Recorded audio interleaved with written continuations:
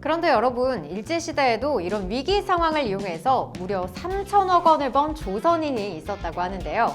아니, 조선 사람이 일제시대에 주식을 했다는 것도 신기한데 어떻게 이렇게 엄청난 거금을 벌어들인 걸까요?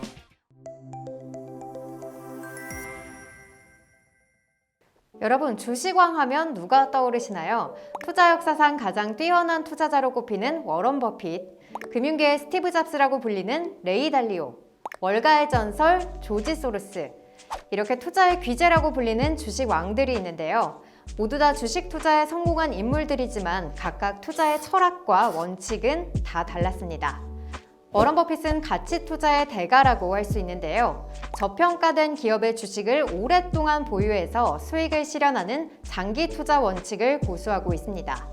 그만큼 기업을 고를 때는 자신이 잘 아는 기업, 사업을 쉽게 이해할 수 있는 기업에 투자하고요. 또 돈을 잃지 않는 투자를 강조하면서 더 큰 수익보다는 손실을 방어하는 보수적인 관점을 갖고 있기도 합니다. 레이 달리오는 올해더 포트폴리오를 창시한 인물로 알려져 있는데요. 올해더라는 이름처럼 어떠한 시장 상황이나 기업의 위험도와 관계없이 안정적으로 수익을 낼 수 있도록 분산 투자 방식을 채택했습니다. 채권, 주식, 환율, 금리, 금 등 여러 상품에 투자해서 리스크를 최대한 줄이고 리스크에 대비해 높은 수익률을 낼 수 있도록 시스템화한 것이죠.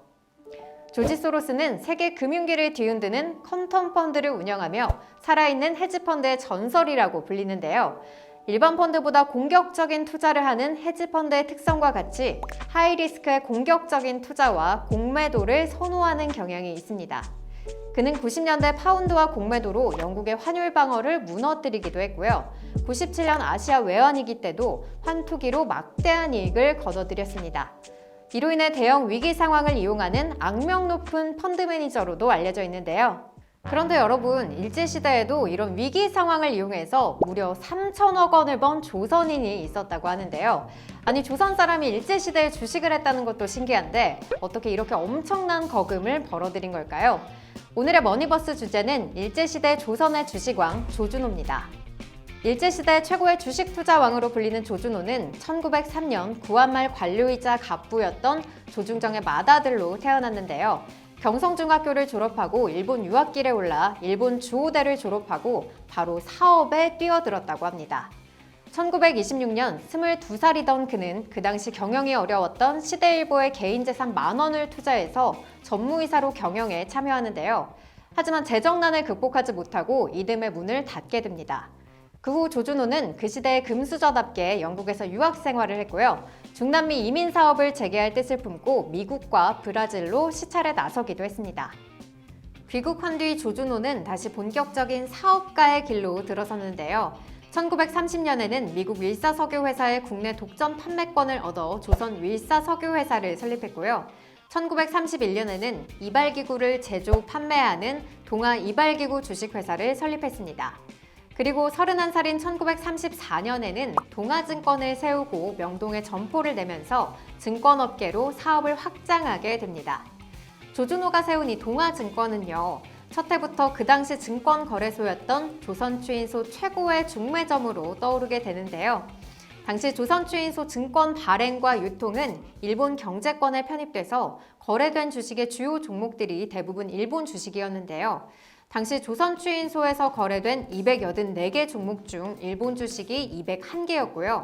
총 납입자본금 1억 원 중 일본계 자금이 유입된 82개 회사의 자본금이 8,800만 원에 달했습니다.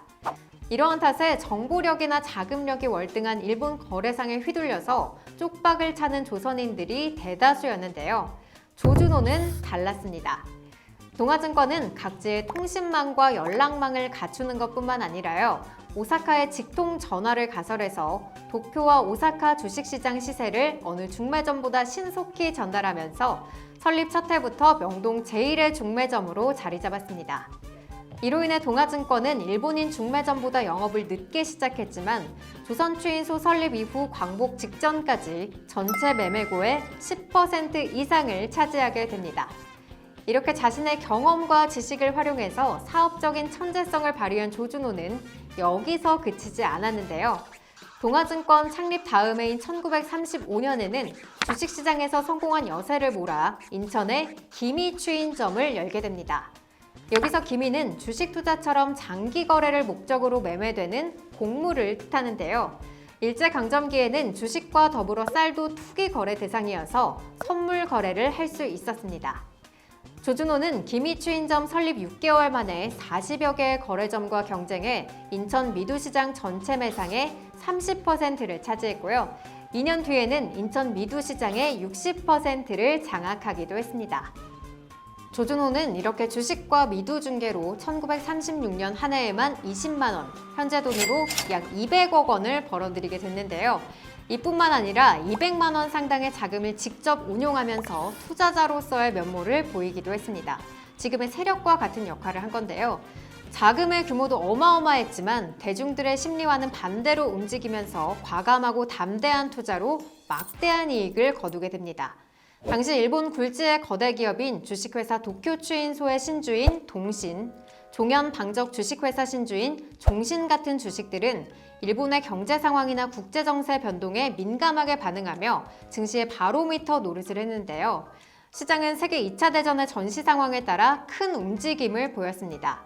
국가 총동원령 발동 소식에 폭락하거나 일본군의 광둥성 점령 소식에 폭등하는 등 폭등과 폭락이 이어지면서 벼락부자와 알거지가 속출하기도 했는데요. 이러한 상황 속에 광복 전 일본 패망의 분위기가 짙어지자 당시 주요 주식들이 폭락하기 시작했습니다. 더 폭락할지도 모른다는 공포감에 사람들은 매입가보다 싼 가격에 주식을 팔아버리는 투매에 나서기 시작했는데요. 요즘 세상 같으면 모두들 뛰어들 것 같은데 말이죠. 네, 조준호는 이 위기 상황을 기회로 만들었습니다. 그는 모두가 투매하는 와중에 초연히 시장에 뛰어들었는데요. 종신을 200원 내외에서 동신을 120원 내외에서 매집하며 쏟아지는 매물을 전부 소화했습니다. 그리고 이 두 종목이 급등하자 엄청난 차익을 얻게 됐는데요. 이로 인해 조준호는 광복 이틀 전 폐장한 조선추인소에서 유일하게 300만 원, 현재 가치로 무려 3천억 원 이상을 벌어들이며 명실상부한 주식왕으로 등극했습니다. 이를 발판으로 사업을 키워갔고요. 현재 명동에 위치하고 있는 사보이 호텔을 설립하기도 했습니다. 운이라고도 할 수 있겠지만요. 직접 증권사를 운용한 조준호는 시장의 흐름을 정확히 예측했고 그것을 실행에 옮겼습니다. 그리고 일본인들이 득세한 식민지화 증권시장에서 조선 주식시장의 자존심이자 투자자의 우상으로 우뚝 섰는데요. 일제시대에 가장 큰 부를 이룩한 조선인으로 꼽힌 주식왕 조준호 이야기, 여러분들은 어떻게 보셨나요? 정확한 시장 분석과 타이밍, 어느 시대에나 통용되는 투자 전략이라는 생각이 듭니다. 지금 시장 상황이 안 좋아서 불안감을 느끼시는 분들 계실 텐데요. 하지만 이 상황에서도 누군가는 위기를 기회로 만들어 나가고 있습니다. 여러분이 기회를 잡는 주인공이 되시길 바라면서 오늘의 이야기는 여기서 마치겠습니다. 그럼 구독과 좋아요 부탁드리고요. 저는 다음 시간에 인사드리겠습니다. 안녕!